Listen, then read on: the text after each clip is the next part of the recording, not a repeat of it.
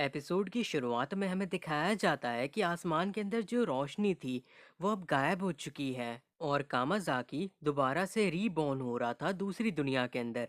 और वो फैसला करता है कि वो इस दुनिया के ऊपर राज करेगा एक आयरन फिस्ट के साथ। उसके बाद हमें दिखाया जाता है लियाम को जो कि लेटा हुआ था एक घर की छत के ऊपर। फिर वो उठ करके सोचने लगता है कि वो असल में इस दुनिया के अंदर एक नोबल है और उसकी जो फैमिली है वो एक प्लैनेट के ऊपर रूल करती है। जिसके बाद वो याद करता है कि इस प्लैनेट का नाम है हाइड्रा। फिर वो अपने घर वापस आ जाता है जिसके बाद वो एक काफी अलग से घर के अंदर चला जाता है जो कि असल में उसका अपना घर था। लियाम के घर आते ही सभी उसे बर्थडे विश करते हैं जिसके बाद उसकी मदर उससे कहने लगती हैं कि आज तुम्हारा बर्थडे है और मेरे पास तुम्हारे लिए काफी अच्छा गिफ्ट भी है। फिर वो मैजिक का इस्तेमाल करके वहां से जाने लगती हैं। तो फिर लियाम भी उनका पीछा करता है। लियाम के लिए उन्होंने काफी बड़ा सा केक मंगाया था और साथ ही साथ एक बहुत ही बड़ा सा गिफ्ट भी। लियाम गिफ्ट को देख करके काफी ज्यादा खुश हो जाता है लेकिन उसे वहां पे बस एक रिमोट ही दिखाई देता है। तो फिर उसकी मदर कहती है कि इस रिमोट का इस्तेमाल करके तुम अपने लिए एक मेड को चुन सकते हो। लियाम जैसे ही उस रिमोट के बटन को दबाता है उसके सामने एक स्क्रीन आ जाती है जहाँ पे अलग अलग तरह की आंखें रहती हैं। लियाम अपनी मदर से पूछता है कि आखिर ये क्या है। तो उसकी मदर बताती है कि तुम अपने हिसाब से अपनी मेड को कस्टमाइज कर सकते हो। लियाम ये सुन करके काफी ज्यादा हैरान हो जाता है लेकिन वो फिर अच्छी तरीके से सारी चीजों को चुनने लगता है जिसके बाद वो ऑर्डर को प्लेस भी कर देता है। तभी वहां पे उसके फादर भी आ जाते हैं और वो लियाम को बर्थडे गिफ्ट के तौर पे अपना टाइटल देने वाले थे, काउंट बेनेफील्ड का। लियाम ये सुन करके हैरान हो जाता है क्योंकि वो बस 5 साल का था लेकिन उसके फादर कहने लगते हैं कि उसे ज्यादा चिंता करने की जरूरत नहीं है, वो आराम से काउंट के टाइटल को इनहेरेंट कर सकता है और रह सकता है लेकिन इसके बदले में उसे उन्हें थोड़े से पैसे हर महीने भेजने होंगे। तभी उसकी मदर भी कहने लगती है कि इस तरीके से तुम इंडिपेंडेंटली रह सकते हो। लियाम भी फिर उनकी बातों को मान जाता है क्योंकि ये उसके लिए ही बेटर होता। उसके फादर तभी वहां पे अपने बटलर को बुलाते हैं जो वहां पे एक कॉन्ट्रैक्ट को लेकर के आ जाता है। लियाम फिर उस कॉन्ट्रैक्ट के ऊपर साइन कर देता है जो देख करके उसके फादर काफी ज्यादा खुश हो जाते हैं और फिर लियाम से कहते हैं कि आज से तुम काउंट हो, मैं और तुम्हारी मदर हमारे कैपिटल के घर के अंदर रहेंगे। जिसके बाद वो दोनों वहां से चले जाते हैं और लियाम बस उन्हें देखता ही रह जाता है लेकिन वो अंदर ही अंदर काफी खुश था क्योंकि अब वो पूरी तरीके से यहाँ पे हर चीज को कंट्रोल कर सकता है। फिर वो सोचने लगता है कि उसे गाइड का शुक्रिया करना चाहिए उसे इस तरह का मौका देने के लिए। जिसके बाद हमें वापस से कामिकाजे की बॉडी को दिखाया जाता है जहाँ पे उसके बॉडी के अंदर कोई भी सोल नहीं रहती है और वो पूरी तरीके से मर चुका रहता है। गाइड ये देख करके काफी खुश होने लगता है और कहता है इसे कभी भी पता नहीं चलेगा कि ये मेरे जाल के अंदर फंस गया है और मैं इसके नेगेटिव इमोशंस का इस्तेमाल आगे भी करता रहूंगा। जिसके बाद वो बचे हुए काम को भी खत्म करने का सोचता है। जिसके बाद हमें आगे का सीन दिखाया जाता है जहाँ पे मीका उसके बॉस के साथ ही बातें कर रही थी। कामिजाके का बॉस कहने लगता है कि उसे बुरा लग रहा है कामिजाके के लिए लेकिन मीका को इससे कोई भी फर्क नहीं पड़ता और वो कहती है कि वो बस खुद के लिए खुश है। जिसके बाद वो उसके बॉस से कहती है कि उन्हें आगे क्या करना चाहिए। बॉस ये सुन करके कहता है कि हम थोड़े टाइम बाद शादी कर सकते हैं लेकिन गाइड वहां पे आकर के स्नैप करता है और वहां पे तुरंत ही काफी सारे लोग आ जाते हैं जो कि यहाँ पे कामिजाके के बॉस को अरेस्ट करने के लिए आए थे क्योंकि उन्हें पता चल गया था कि उन्होंने धोखे से कामिजाके को फंसाया है। ये सुनकर के बॉस काफी ज्यादा घबरा जाता है और कहता है कि कोई गलत फहमी हुई है लेकिन वो उसे हथकड़ी लगा करके वहां से ले जाते हैं। मीका उन्हें रोकने की कोशिश करती है लेकिन उसका कोई भी फायदा नहीं होता। गाइड भी तभी कहने लगता है कि ये तुम्हारा कर्मा है, अब तुम कुछ भी नहीं कर सकती क्योंकि जो इंसान तुमसे सच में प्यार करता था वो भी अब मर चुका है। मीका फिर शौक के साथ वहीं जमीन के ऊपर बैठ जाती है। फिर हमें वापस से कामिजाकी को दिखाया जाता है। गाइड फिर सोचने लगता है कि दूसरी दुनिया के अंदर लोगों का लाइफ स्पैन काफी ज्यादा होता है तो तुम्हें वहां पे और भी ज्यादा दुख मिलेगा जिसकी वजह से तुम और भी ज्यादा नेगेटिव इमोशन मुझे दे पाओगे और सबसे अच्छी बात यह है कि तुम्हें इसके बारे में पता भी नहीं चलेगा। जिसके बाद गाइड वहां से जाने लगता है। तभी वहां पे एक डॉग की स्पिरिट आ जाती है और वो कामिजाके को देखने लगती है। फिर वो डॉग भी उसी दरवाजे के साथ वहां से चला जाता है। आगे हमें दिखाया जाता है कि दूसरी दुनिया के अंदर वापस से लड़ाई चल रही थी, जहाँ पे दो पायरेट मिल करके बातें कर रहे थे कि वो यहाँ पे किस तरीके से हर चीज को लूटने वाले हैं। उनके पास एक काफी ज्यादा ताकतवर मेका भी रहता है जिसका नाम प्लंडरर रहता है, और वो एक दूसरे वाइट कलर के मेका से लड़ रहा था। वहाँ पे काफी ज्यादा ही खतरनाक तरीके से लड़ाई हो रही थी।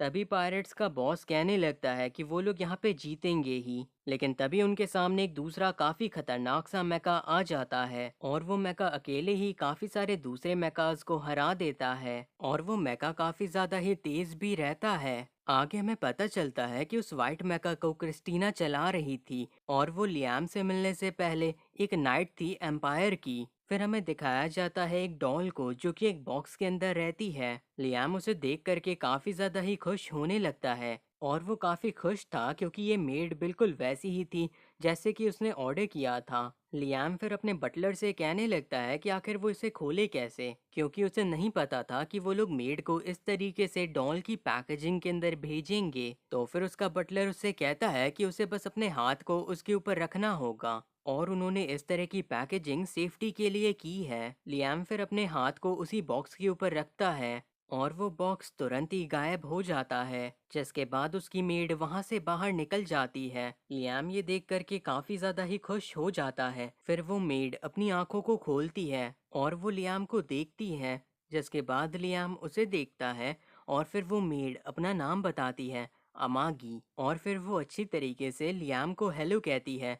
लियाम ये देख करके थोड़ा सा नर्वस हो जाता है। बटलर उसे और भी काफी सारी चीजें बताना चाहता था, लेकिन तभी लियाम चेक करने लगता है कि आखिर ये डॉल किस चीज की बनी है, और फिर वो वहां से आमागी को लेकर के जाने लगता है। बटलर उसे रोकने की कोशिश करता है, लेकिन वो दरवाजे को उसके मुंह के ऊपर ही बंद कर देता है। फिर हमें रात का समय दिखाया जाता है, जहाँ पे अमागी लियाम को मसाज दे रही थी, और लियाम काफी ज्यादा ही खुश था। बटलर ये सारी चीजें देख करके कहने लगता है कि उसे इस तरीके से पूरी तरीके से इस रोबोट के एआई के ऊपर ही डिपेंड नहीं करना चाहिए। ये सुन करके लियाम कहता है कि आखिर इसके पीछे क्या वजह है। फिर वो अमागी से पूछता है कि क्या वो उसे नुकसान पहुंचा सकती है।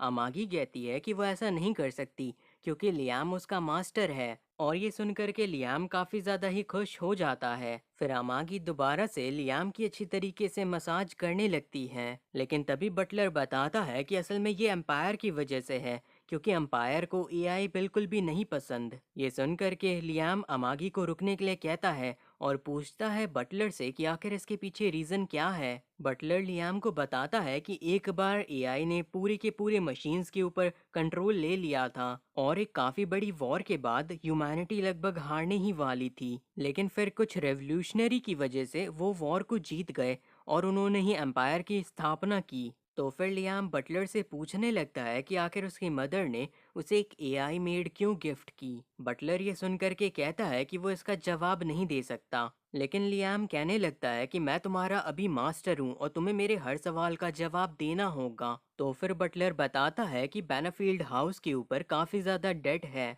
आगे वो बताता है कि बेनाफील्ड हाउस पहले काफी ज्यादा ही अच्छा हुआ करता था, क्योंकि लियाम के ग्रेट ग्रैंडफादर एक काफी अच्छे रूलर थे, और वो काफी ज्यादा ही स्मार्ट थे। लेकिन उनके जाने के बाद लियाम के ग्रैंडफादर और फादर ने काफी सारा डेट लिया, जिसकी वजह से बेनाफील्ड हाउस की हालत काफी खराब है। लियाम ये सुनकर के कहने लगता है कि क्या इसका मतलब ये है कि उसके पेरेंट्स ने उसे यहाँ पे फंसा दिया है डेट के साथ। बटलर आगे बताता है कि वो लोग यहाँ पे ज्यादा कुछ कंट्रोल भी नहीं कर सकते, क्योंकि ज्यादातर चीजें उनके क्रेडिटर के पास है। अमागी बस चुपचाप खड़े होकर के ये सारी चीजें देख रही थी। तभी लियाम खिड़की से बाहर देखता है, और उसे वहां पे कुछ भी अच्छी चीज दिखाई नहीं देती है। आगे हमें दिखाया जाता है कि एक इंसान एक बार के अंदर आता है। फिर वो वहां बैठे बूढ़े इंसान से कहता है कि उनके नए लॉर्ड बस 5 साल के हैं। ये सुनकर के वो बूढ़ा इंसान कहने लगता है कि जब भी कोई नया लॉर्ड आता है, वो टैक्सेस को और भी ज्यादा बढ़ा देता है।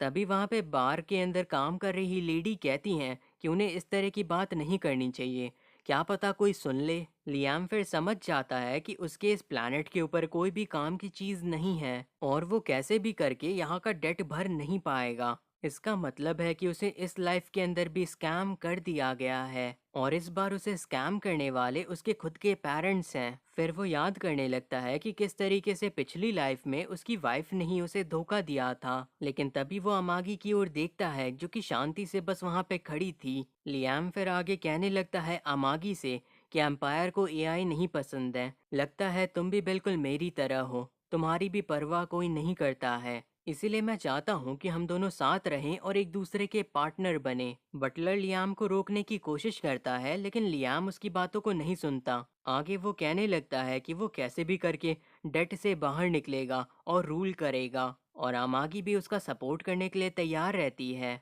लियाम तभी कहता है कि वो अमागी को 3 ऑर्डर्स देगा जो कि उसे हमेशा फॉलो करने होंगे। लियाम को प्रोटेक्ट करना होगा और साथ ही साथ खुद का ख्याल भी रखना होगा। और जब लियाम इस दुनिया के ऊपर राज करेगा तो फिर वो उसमें भी उसकी मदद करेगी। अमाकी उसके इन तीनों ऑर्डर्स को फॉलो करने के लिए पूरी तरीके से तैयार रहती है। लियाम फिर कहने लगता है कि वो काउंट है और उसे इस प्लैनेट को रूल करना होगा, लेकिन उसे नहीं पता कि आखिर वो ऐसा कैसे कर सकता है। ये सुनकर के अमागी कहती है कि उसे एडमिनिस्ट्रेशन के बारे में थोड़ा बहुत पता है और नॉलेज के लिए वो टाइम कैप्सूल का इस्तेमाल कर सकता है। बटलर लियाम को रोकने की कोशिश करता है क्योंकि एक एआई को प्लैनेट को रूल करने देना बिल्कुल भी सही नहीं होगा, लेकिन लियाम उसकी बातों को नहीं सुनता है और कहता है कि ये उसका फैसला है। और फिर बटलर भी आगे कुछ भी नहीं कर पाता, लेकिन उसे काफ़ी चिंता रहती है कि एम्पायर को जब इसके बारे में पता चलेगा तो वो काफ़ी बड़ी मुश्किल में आ जाएंगे। लेकिन लियाम कहता है कि एम्पायर के कानून के हिसाब से वो लोग एआई का थोड़ा बहुत इस्तेमाल कर सकते हैं, और क्योंकि लियाम को नहीं पता कि रूल कैसे करते हैं, इसीलिए बस अमागी उसकी मदद कर रही है। लियाम फिर अमागी के साथ वहां से जाने लगता है और बटलर उसे रोकने की कोशिश करता है। लियाम फिर टाइम कैप्सूल के अंदर जा रहा था। अमागी बताती है कि 6 महीने में उसे 10 साल की नॉलेज मिल जाएगी। लियाम तभी अमागी से पूछता है कि क्या उसके अंदर कोई इमोशंस हैं। अमागी ये सुन करके कहती है कि उसका एआई उसे थोड़े बहुत इमोशन समझने में मदद करता है, लेकिन उसे नहीं लगता कि उसके पास इमोशंस हैं। लेकिन जब लियाम ने अमागी से कहा था उसका साथ देने के लिए, तो फिर अमागी का प्रोसेसर ओवरलोड हो गया था। ये सुनकर के लियाम थोड़ा सा शर्माने लगता है। फिर वो कैप्सूल के अंदर जा करके सोने लगता है। अमागी फिर वहां से जाने से पहले कहती है कि वो उसका इंतजार करेगी।